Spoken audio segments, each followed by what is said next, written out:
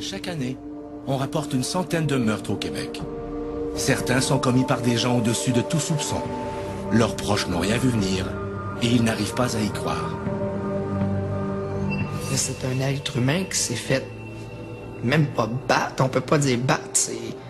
On n'attaque même pas un animal de cette façon-là. C'est tellement dommage que des gens en arrivent à un geste si injuste vis-à-vis de la vie d'un jeune. L'agresseur a un noyau de colère en lui qui est retenu et que quand ça va s'exprimer, c'est comme un barrage qui cède. La colère s'exprime et là, les gens ne vont arrêter que lorsqu'ils sont épuisés. C'est des gens qui auraient pu changer leur cours de leur futur facilement. Puis on avait un jeune homme aujourd'hui qui aurait été encore en vie.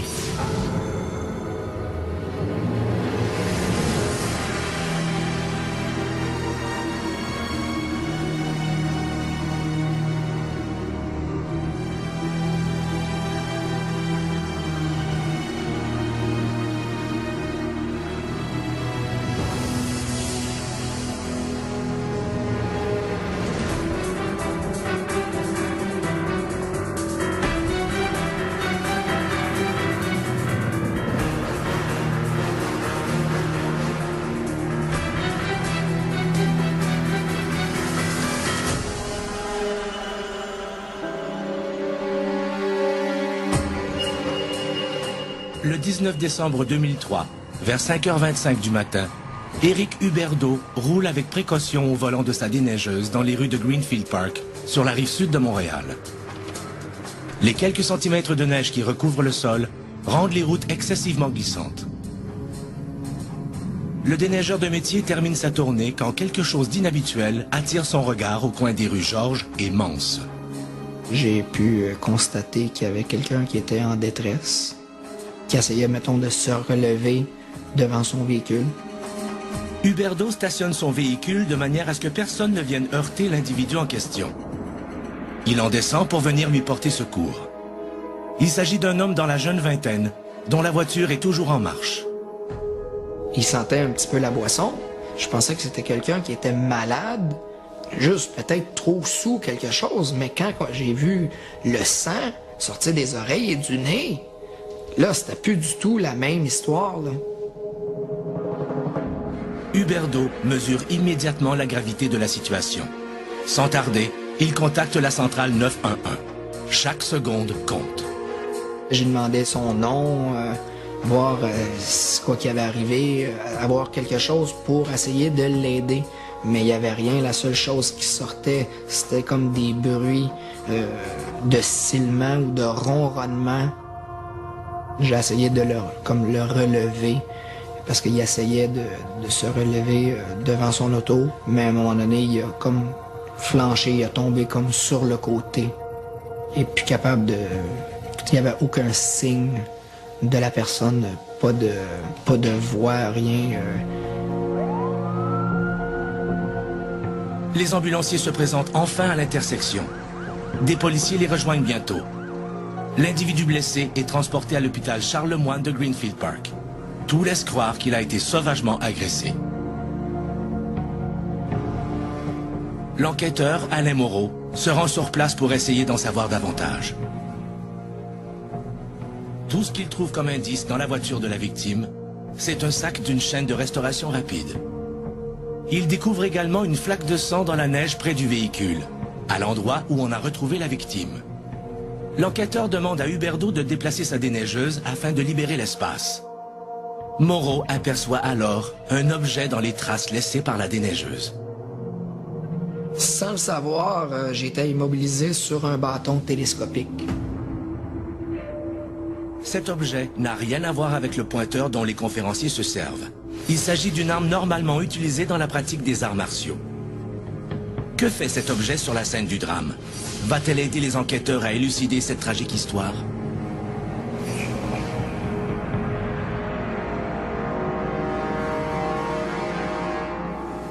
À l'hôpital Charlemagne, où on a conduit la victime, les nouvelles ne sont pas bonnes.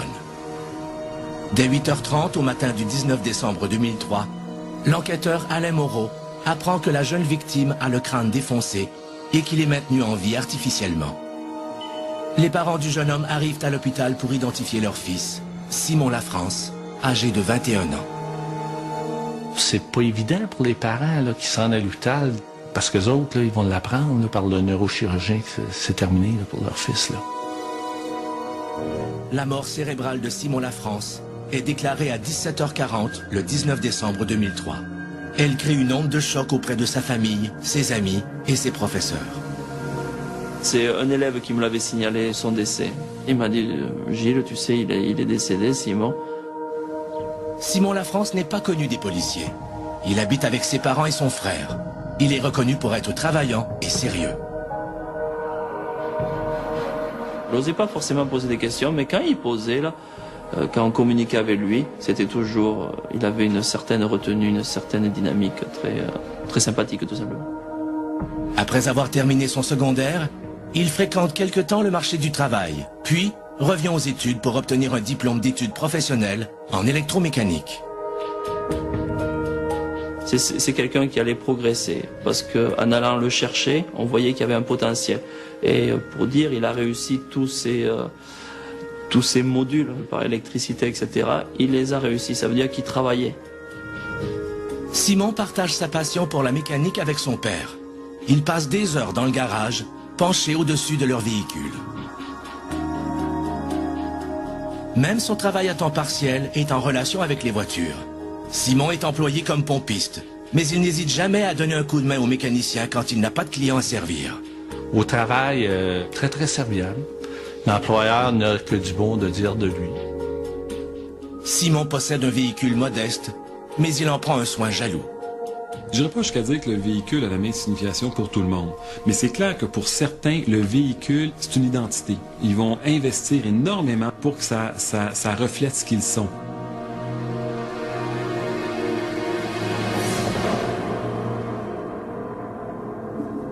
La mort inexpliquée de Simon, moins d'une semaine avant Noël, bouleverse profondément sa famille. Simon a exprimé le désir de donner ses organes. Mais les circonstances troubles entourant sa mort imposent une autopsie. Je comprenais aussi le dossier humanitaire, parce que c'est un jeune homme qui est décédé, en pleine forme, souffrant d'aucune maladie, qu'eux autres, c'est important de prélever les organes qui étaient sains. Des tensions naissent entre la famille et les enquêteurs, suffisantes pour que le coroner doive trancher. Le coroner a accepté ça et l'équipe médicale se sont conformés à l'ordre du coroner qui disait « Vous pouvez prélever les organes, mais tout ce qui est en haut des épaules, vous ne touchez à rien. » L'autopsie est pratiquée le 22 décembre. L'enquêteur Moreau espère qu'elle lui fournira une piste pour identifier l'agresseur. Sinon, il devra s'en remettre à l'examen de l'ADN retrouvé sur la scène du crime. Tout ça est envoyé au laboratoire des sciences judiciaires. À même titre que sous les ongles de la victime, il va y avoir des prélèvements, savoir s'il y a eu un combat quelconque. Il faut attendre ces résultats-là. Ça va nous prendre une année avant d'avoir le résultat. L'enquêteur Moreau n'a pas l'intention de rester inactif.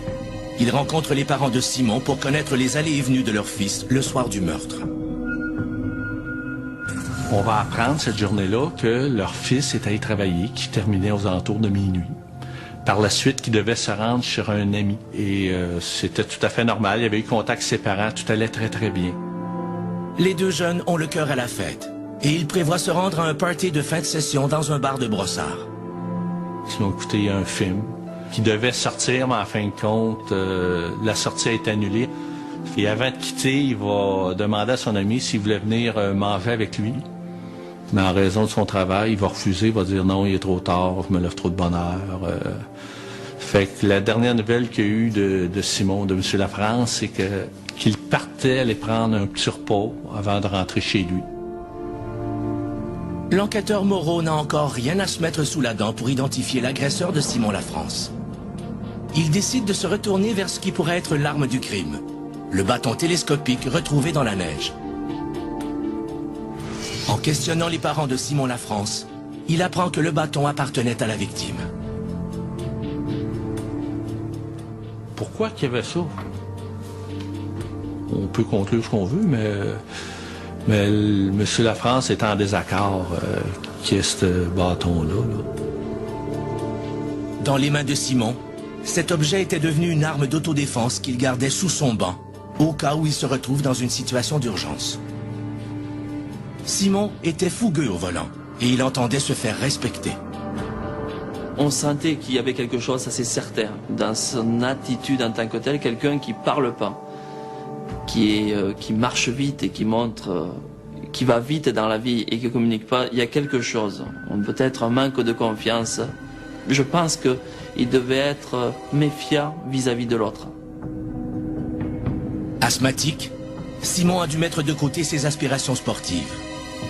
Ce sentiment d'impuissance l'aurait-il placé dans une position où il cherchait constamment à se faire respecter?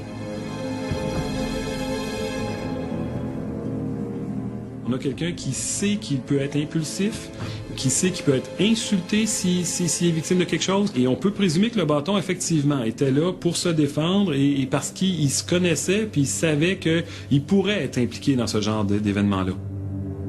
Même si le bâton appartient à Simon, son agresseur aurait pu le retourner contre lui pour lui fracasser le crâne. Mais les résultats de l'autopsie viennent contredire cette hypothèse. La spécialiste du crâne va nous expliquer l'impact que le crâne a eu, qui ne correspond nullement au bâton télescopique. Elle dit, c'est très rare un impact si violent. Vous allez voir ça dans les gros accidents. Elle dit, ça a tellement été violent, je vous dirais que c'est un morceau. C'est le bâton de baseball, mettons.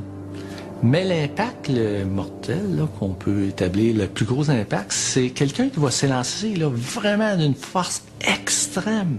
Et moi, je reviens toujours avec le bâton télescopique. Il dit non, oubliez le bâton télescopique. Parce que le bâton télescopique va faire un autre type de plaie. L'enquêteur Moreau ne baisse pas les bras. Il fait alors la réflexion suivante. Et si la France s'était servie de son bâton télescopique pour blesser son assaillant avant d'être atteint mortellement à la tête?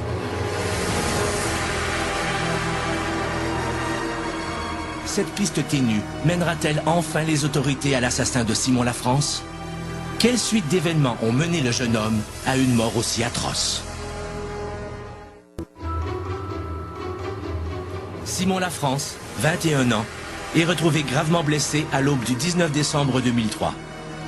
Le bâton télescopique, retrouvé sur la scène du crime, appartient à la victime et ne peut mener les enquêteurs à l'agresseur. Ils envisagent alors de vérifier si l'assaillant aurait pu être blessé au cours de l'altercation.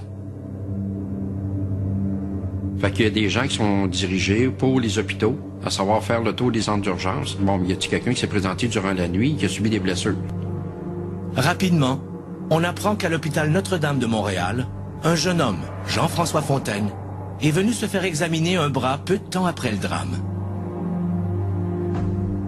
On apprend qu'il demeure à Saint-Hubert, donc ça correspond à notre recherche, parce que le meurtre est survenu sur le territoire de Saint-Hubert. Donc, on va avoir un mandat de perquisition pour obtenir une copie du rapport médical pour l'hôpital Notre-Dame concernant M. Fontaine. Je me présente à l'hôpital Notre-Dame le 23 décembre. Ils me disent de revenir après les fêtes. Je dis non, regardez, là, on parle d'un dossier d'homicide. C'est une urgence que je puisse obtenir. Et tout ce que je veux, c'est les papiers concernant la rencontre de M. Fontaine quand il s'est présenté à l'urgence le 19 décembre. Puis j'ai réussi à convaincre la préposée de « OK, je vais t'obtenir ça. » Je ressors de là le 24 décembre avec les documents. L'enquêteur apprend alors que Jean-François Fontaine est âgé de 21 ans. Il arrive à l'urgence au matin du 19 décembre 2003 en se plaignant d'une blessure au bras, survenue pendant une bagarre. À part le fait que l'heure de la consultation suit de peu celle où l'on a retrouvé la victime, comment associer cet homme au décès tragique de Simon Lafrance? L'individu, premièrement, n'est pas connu des services policiers. La raison qu'il y a eu une blessure à un bras, un coup, on n'a pas un rapprochement. Je veux dire, qu'est-ce qui nous dit qu'il y a une bagarre? Rien. Puis pour rencontrer, on n'a pas 3-4 tentatives. Rencontrer la personne, il faut le rencontrer, puis avec des faits. Parce qu'il n'est pas tenu de venir nous voir, puis il n'est pas tenu de nous parler.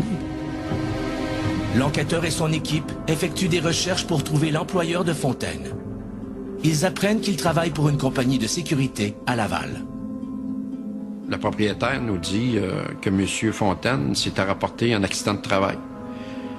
Pour expliquer sa blessure au bras, il dit que durant son travail, il avait fait de l'haltérophilie, puis il avait fait un mauvais mouvement, fait que ça lui avait causé une blessure. Ça correspondait pas du tout avec la version médicale. Et à ce moment-là, on avait un suspect pas mal plus potentiel. Des policiers prennent Jean-François Fontaine en filature afin de dresser un portrait de ses allées et venues et de ses fréquentations. Il occupe un poste d'agent de sécurité et n'a aucun antécédent judiciaire ni permis de conduire. Jean-François partage son temps entre le domicile de ses parents où il habite, le gymnase où il s'entraîne et son lieu de travail. Son employeur le décrit comme un bon jeune homme, un employé fiable. Mais Fontaine n'a pas sa permanence. Et quand son patron s'aperçoit que les policiers s'intéressent à lui, il est congédié. La filature de Fontaine se complique. Sans emploi, il ne sort presque plus. L'enquêteur Moreau songe à recourir à l'écoute électronique. Mais le procureur lui répète qu'il n'a rien pour la justifier. Moreau et son équipe s'acharnent et demandent un mandat afin de vérifier ses appels. Cette fois encore, le procureur résiste. Mais il finit par accorder aux enquêteurs ce qu'ils demandent. Les relevés d'appel de Fontaine sont enfin disponibles. Mais la piste ne mène nulle part. Fontaine n'utilise son cellulaire que pour communiquer avec ses parents et son frère. Rien qui fasse débloquer l'enquête sur la mort de Simon Lafrance.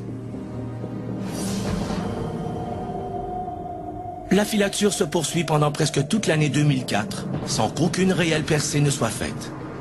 On récolte même l'ADN de Jean-François Fontaine sur un verre, au cas où les résultats d'analyse d'ADN viendraient confirmer les soupçons de l'enquêteur Moreau. Moreau se tourne alors vers un autre indice laissé sur la scène du crime. Les restes du repas trouvés dans la voiture de la victime. Un casse-croûte se trouve d'ailleurs tout près de l'endroit où l'on a découvert Simon Lafrance. Lorsque le service d'identité judiciaire expertise le véhicule, ils vont trouver à l'intérieur du véhicule un sac identifié, tout ça, sauf aucune facture. La facture aurait pu nous définir, est-ce que c'est cette journée-là qui est allé au restaurant ou c'est une journée précédente? Et ce qu'on va apprendre, c'est quand on prend une commande à l'auto, on n'a pas de facture. L'enquêteur Moreau en déduit que Simon Lafrance pourrait avoir commandé son repas au service à l'auto. Durant la nuit, un agent de sécurité est en poste à l'intérieur du restaurant. Les policiers le rencontrent pour le questionner. Les enquêteurs qui se sont rendus sont allés vérifier à savoir si tu passé quelque chose de particulier ou on a vérifié, on a dit non, il n'y a rien qui s'est passé de particulier. Même il y a un registre au commerce disant s'il arrive à une intervention quelconque, il rentre ça dans le registre, il n'y a rien, c'est tranquille. Là. Les enquêteurs demandent à voir les images captées durant la nuit du 18 au 19 décembre par les caméras de surveillance du restaurant, autant à l'extérieur qu'à l'intérieur. L'identification de Lafrance s'annonce difficile. Comble de malheur, l'équipement désuet du poste de police rend les images du service à l'auto presque indéchiffrables. Ça fonctionne pas, c'est noir. Ça roule, mais c'est noir. Bon. À l'intérieur du commerce, on dit peut-être qu'il est allé manger avec des amis quelconques, ça s'est jasé. Bon. Fait qu'on visionne, il se passe rien. On va demander à la famille Lafrance de venir regarder le visionnement pour établir est-ce qu'ils voient leur fils ou des amis proches de leur fils. Malgré sa bonne volonté, le père de Simon ne peut pas non plus reconnaître son fils sur la vidéo. Il fait alors une confidence troublante à l'enquêteur Moreau. Ce monsieur-là, monsieur Lafrance, il était réveillé en pleine nuit, ça m'a marqué. L'heure qu'il a été réveillé. C'est comme si son fils lui disait, regarde, moi, je suis en train de mourir. Ce terrible pressentiment de la part du père de la victime bouleverse l'enquêteur Moreau. Il redouble d'ardeur pour faire avancer l'enquête.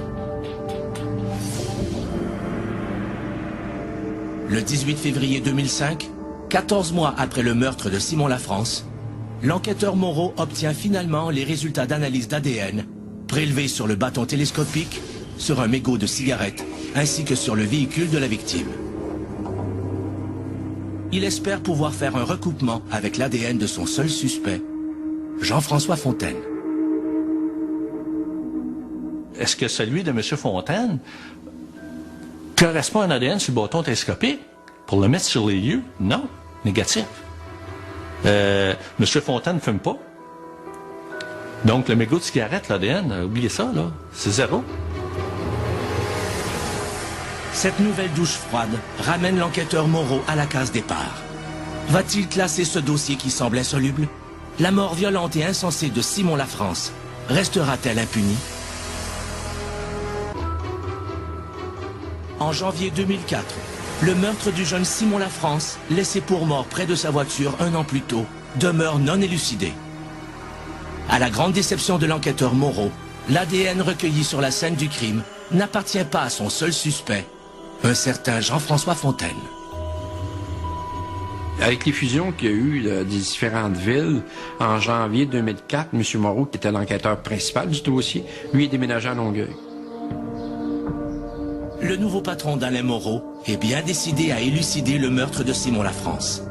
La possibilité d'utiliser de l'équipement plus sophistiqué pour visionner les bandes vidéo change la donne. Le système est plus à la fine pointe là, qu'on avait nous à Saint-Hubert.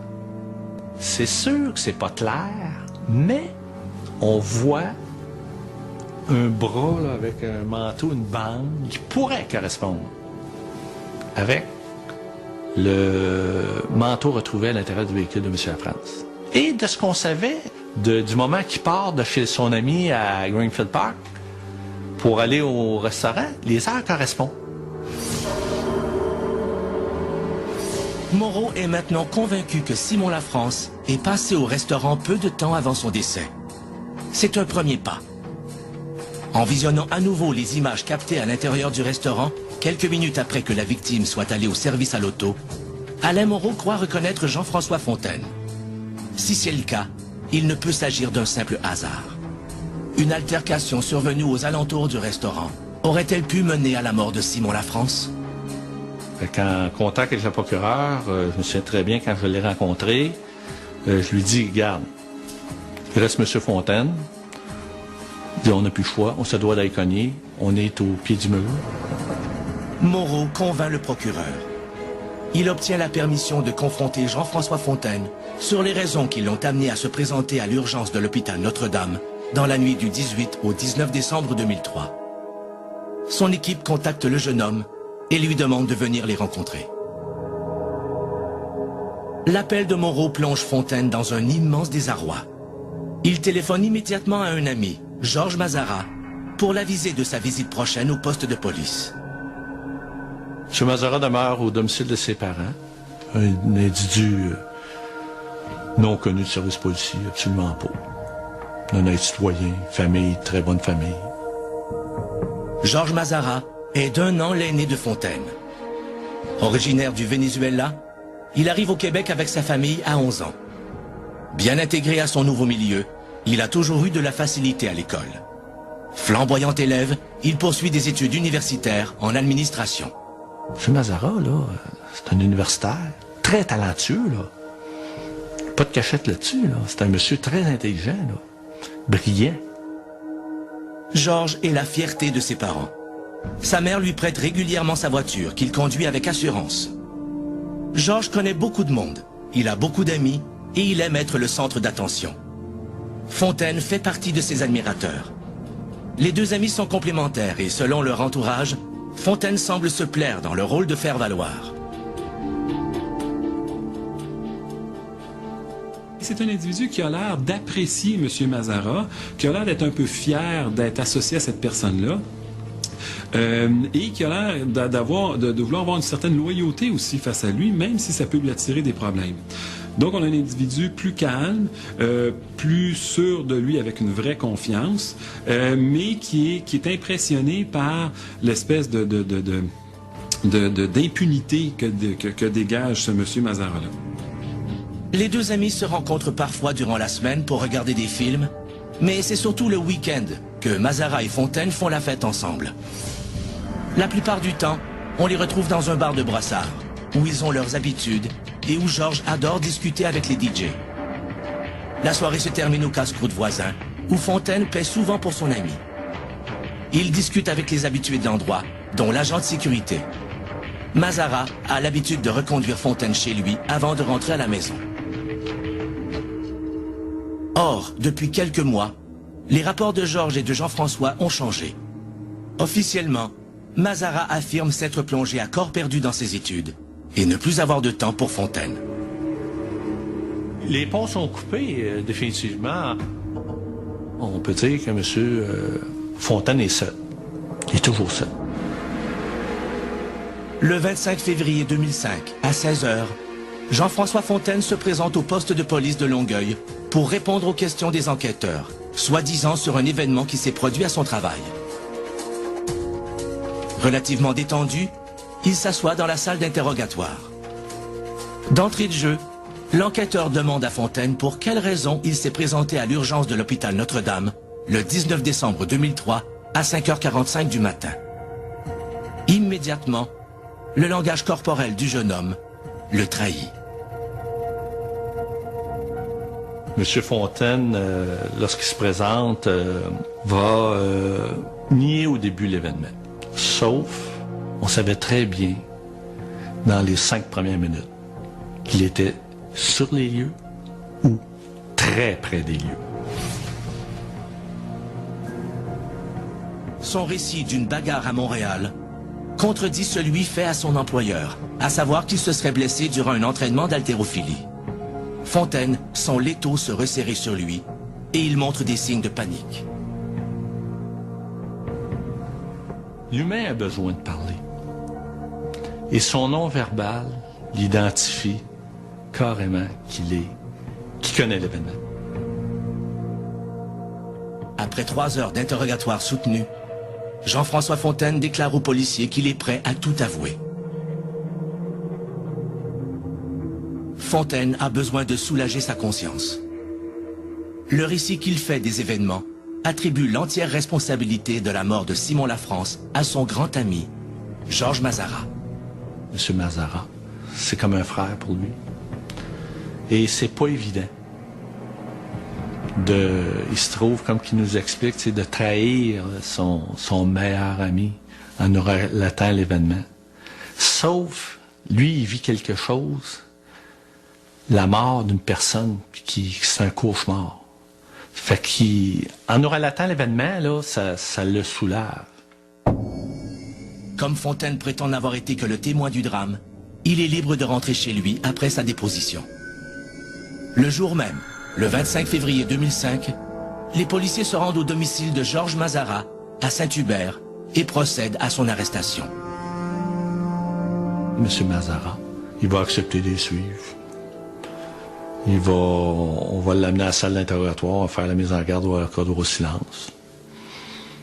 Les avocats vont téléphoner pour lui parler. Il va exercer son droit au silence. Et on n'apprendra rien. D'être si froid. Si vous m'accusez, vous, de vous avoir volé un crayon,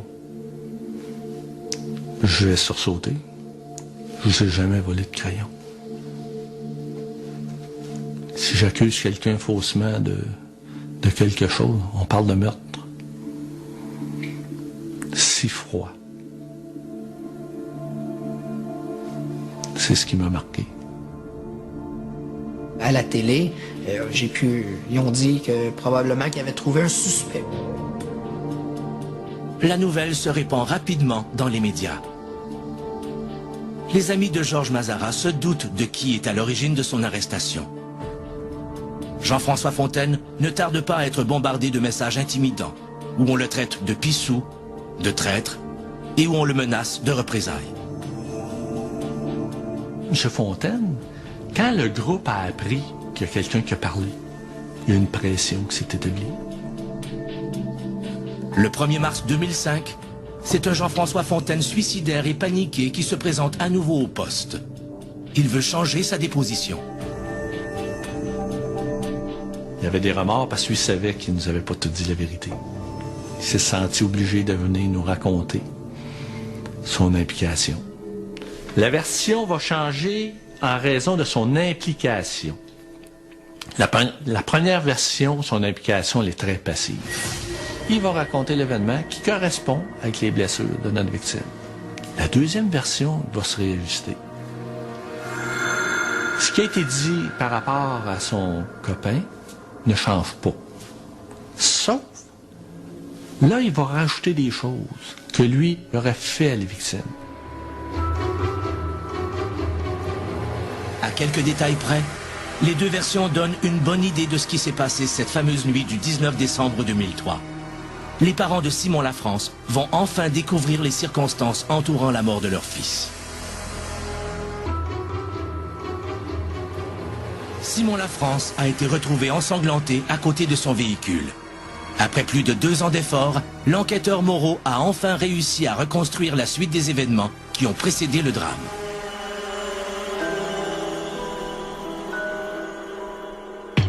Dans la nuit du 18 au 19 décembre 2003, Georges et Jean-François arrivent à leur bar favori de Brossard vers minuit 30. C'est la fin de la session à l'université et l'ambiance est à la fête. Les deux amis partagent avec plaisir quelques verres. Mazara et Fontaine ferment le bar comme ils en ont l'habitude. Quand ils quittent vers 3h30, la neige accumulée rend la conduite difficile. Ils décident tout de même d'aller casser la croûte. Dans l'entrée du restaurant, la voiture de Mazara glisse et dérape. Mazara évite de justesse le véhicule de Simon Lafrance. Ce dernier vient tout juste de prendre sa commande au service à l'auto. Pour une raison inconnue, il a quitté le stationnement par l'entrée plutôt que par la sortie. Lafrance semble prendre plaisir à bloquer la route. Mazara voit rouge. Il klaxonne plusieurs fois pour que Lafrance le laisse passer, mais ce dernier ne bouge pas. Mazara sort de la voiture sur un pied de guerre. Fontaine lui emboîte le pas, tout en restant en retrait. Georges n'attend qu'un signe de provocation de la part de Lafrance pour se ruer sur lui. Fontaine tente en vain d'apaiser la colère de son ami. Donc, celui qui travaille comme gardien de sécurité, c'est quelqu'un qui, de ce qu'on peut en comprendre, est plus costaud, plus imposant. Et c'est quelqu'un aussi qui semble moins emporté par ses émotions. Donc, c'est pas lui qui est sorti du véhicule la première fois, qui devait trouver ça exagéré que son copain veuille se battre pour une affaire comme ça. Lafrance entrouvre la vitre de sa voiture et insulte Mazara en lui disant qu'il ne sait pas conduire. Le sang de Georges ne fait qu'un tour. Il enlève son manteau et invite Lafrance à se battre. L'alcool augmente l'intensité des émotions vécues. Donc, quelque chose qui, normalement, générait une petite émotion, une petite tristesse, une petite peur, une petite colère. Avec l'alcool, ça va être plus gros. Comme Georges vient de rompre avec son ami de cœur, il est passablement irritable. Le climat reste explosif jusqu'à ce que Lafrance quitte les lieux. Fontaine et Mazara entrent dans le restaurant. Mazara, encore furieux, va immédiatement raconter à l'agent de sécurité qu'il connaît bien ce qui vient de lui arriver. C'est que là, comment se fait-il que l'agent de sécurité n'a jamais raconté ça? Parce que c'est banal. Puis d'autant plus, ça n'arrive pas à l'intérieur du commerce, ça arrive sur le terrain à la sortie, donc ça ne le regarde pas. 1 heure plus tard, Mazara et Fontaine ont définitivement oublié l'incident. Ils quittent le resto pour rentrer à la maison.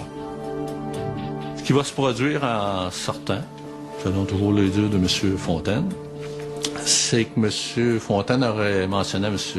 Mazara qu'il y avait un véhicule qui suivait, les phares éteints. Et non loin de la chaîne de restaurants, ils vont immobiliser les véhicules. L'individu qui les suit se stationne juste derrière eux. Fontaine reconnaît Simon Lafrance. Cela veut donc dire que Lafrance les a attendus dans sa voiture pendant que les deux amis mangeaient au restaurant. Mazara est inquiet. Ont-ils affaire à un individu dangereux? L'hypothèse, c'est que il s'est fait agresser. il veut remettre la peur qu'il y a eu à l'autre, en leur disant, vous m'avez fait peur, moi aussi je suis capable de vous intimider puis capable de vous faire peur, je vais vous suivre en auto, les feux fermés, et vous allez commencer vous aussi à craindre que quelqu'un vous agresse. Fontaine s'empare d'un balai à neige en bois et descend de la voiture pour aller parler à la France. La France sort à son tour en tenant dans ses mains un bâton télescopique en métal qu'il déploie rapidement. Selon toujours la version de M. Fontaine, il va y avoir un échange. M. Fontaine, lui, va demander à M. Lafrance de s'en retourner chez lui, tout ça. C'est quelqu'un, comme gardien de sécurité, qui doit être habitué à pacifier les choses et qui a l'assurance de quelqu'un qui est costaud. Donc, qui a moins de choses à prouver à ce niveau-là, en tout cas.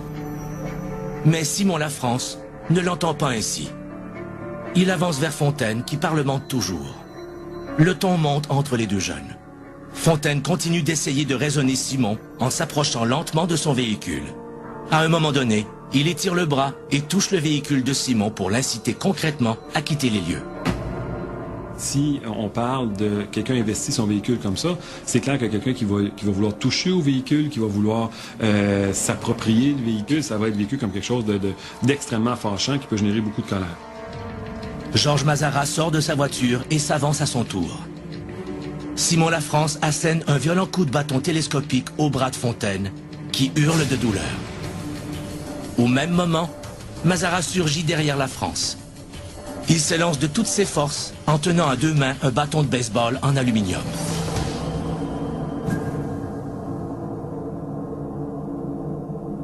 Pourquoi un jeune homme se traîne un bâton de baseball comme protection dans un véhicule? Il n'y a aucune raison. Combien de jeunes se traînent un bâton de baseball dans des véhicules, puis quand on les interceptait, « Oh, c'est ma protection. » Pourquoi? T'as pas besoin de bâton de baseball pour ta protection. Ça résulte dans la mort d'un jeune homme. S'il n'a pas de bâton de baseball dans l'auto, là, il n'a pas de mort. Atteint directement derrière la tête à au moins 2 reprises, Lafrance s'affaisse dans la neige, près de sa voiture. Dans sa première version au policier, Fontaine prétend avoir figé sur place. Quand Mazarat donne un deuxième coup derrière la tête de Lafrance, Fontaine lui crie d'arrêter. Mazarat lui obéit et regagne son véhicule. Dans sa seconde déposition, Fontaine précise qu'à la demande de Mazarat, il a lui aussi frappé Simon Lafrance avec ses pieds et son balai à neige.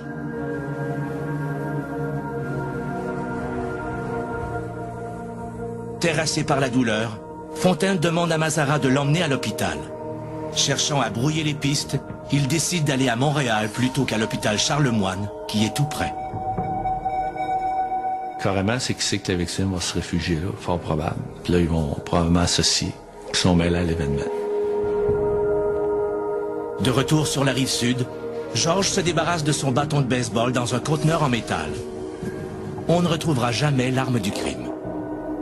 Les deux amis rentrent chacun chez eux et font le pacte de ne rien dire à qui que ce soit des événements de la nuit. Effrayés par le battage médiatique autour de l'affaire, Fontaine et Mazarat ont définitivement cessé de s'adresser la parole après cette nuit tragique. Mais la ténacité de l'enquêteur Moreau a fini par mettre en lumière leur secret. Quel sort la justice réserve-t-elle aux deux complices ?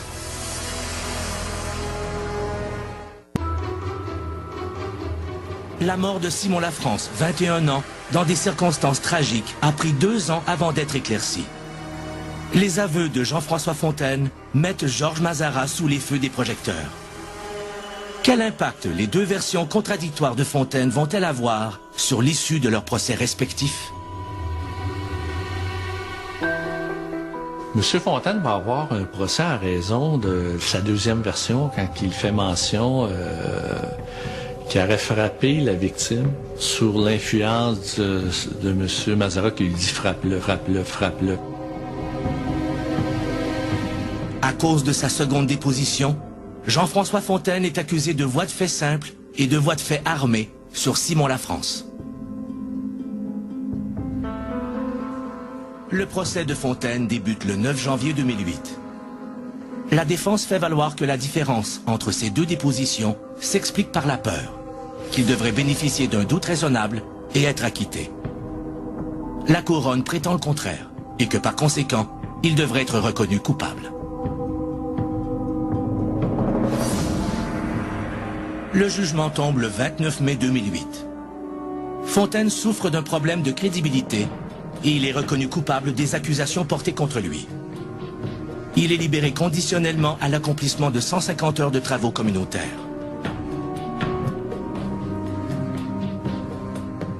Georges Mazara, lui, est cité à comparaître pour meurtre au second degré. Son procès devant jury s'amorce le 24 novembre 2008.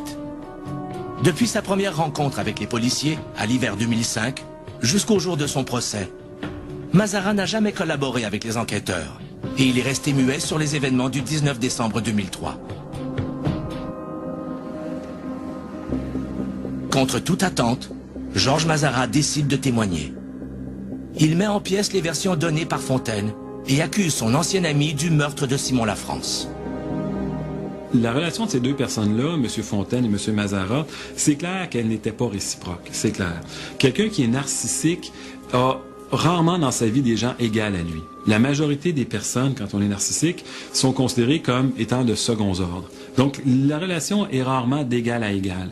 Et les chances sont que ce M. Fontaine-là, dans la relation, était vu par M. Mazara comme quelqu'un d'inférieur. Pour M. Fontaine, c'était pas le cas. Pour M. Fontaine, ce qu'on peut comprendre, c'est que M. Mazara, c'était son ami. Il y avait une relation d'amis, d'égal à égal, qui implique une certaine loyauté. Donc, une loyauté de le protéger, de ne pas mettre ses amis dans le trouble. La froideur et le manque de remords dont Georges Mazara fait preuve lors de son témoignage laissent une mauvaise impression. Et avec un raisonnement comme celui-là, les narcissiques peuvent, et les antisociaux aussi, peuvent finir vraiment par croire qu'ils n'ont rien à voir là-dedans et que si la personne ne s'était pas mise dans le trouble, elle serait encore vivante, donc elle mérite ce qui lui est arrivé en bout de ligne. Donc, l'absence de culpabilité, pour eux, c'est tout à fait normal puisque c'est la faute de l'autre, même dans un geste aussi évident que celui-là. Le fait que les blessures à la tête de Simon Lafrance proviennent d'un bâton de baseball incrimine encore davantage Mazara. Les témoins, experts, médecins, pour expliquer la gravité de la blessure, disent que faut tenir le bâton, c'est pas juste de s'élancer, c'est vraiment de frapper à toute force. Par contre, si on prend pour acquis que M. Fontaine est blessé, donc il ne peut pas tenir le bâton à deux mains pour le frapper. Presque 5 ans jour pour jour après la mort de Simon Lafrance, le verdict tombe. Le jury reconnaît Georges Mazara coupable d'homicide involontaire. Le jeune homme est condamné à une courte peine d'emprisonnement de 4 ans et demi, réduite à 4 ans à cause du temps déjà purgé.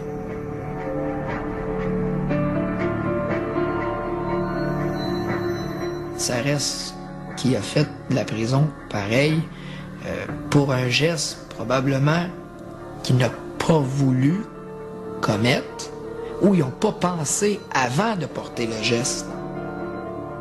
C'est 3 vies brisées, là. Les parents de la victime, là, c'est dur. Mais il faut pas oublier aussi pour les parents de M. Mazara aussi, c'est pas évident. Puis M. Lafrance, là, et Fontaine. Là. C'est une banalité qui a causé cet incident-là. C'est, regarde, je t'ai coupé, au lieu de dire, regarde, je m'excuse, je t'ai pas vu. Non, ça dégénère. Pourquoi ça finit comme ça? Pourquoi à coup de bâton que ça se finit comme ça? C'est sûr que même aujourd'hui, j'y pense encore. Même en mon témoignage à la cour, j'ai eu des larmes aux yeux et puis des picotements à l'intérieur de l'estomac. Tu sais, ils l'ont battu sauvagement, là. Maintenant qu'il est libéré, Georges Mazara représente-t-il un risque pour la société? Pourrait-il récidiver si l'occasion se représente? Le risque est amoindri du fait qu'il a constaté là que la société peut faire payer les agresseurs. Il va avoir payé. Avant de se remettre dans le trouble comme celui-là, il va y penser. Mais si on parle juste de sa propension à lui de défouler cette colère-là, puis d'être littéralement enragé par des choses qui ne méritent pas d'être fâché à ce point-là, ça, je pense que ça va être encore présent. À cause de leur orgueil, et de leur désir de se faire respecter, la vie de 3 hommes dans la fleur de l'âge a été détruite. Un peu moins d'impulsivité de la part de chacun aurait probablement permis d'éviter le pire. Si un tel drame se préparait dans votre entourage, sauriez-vous le voir venir ?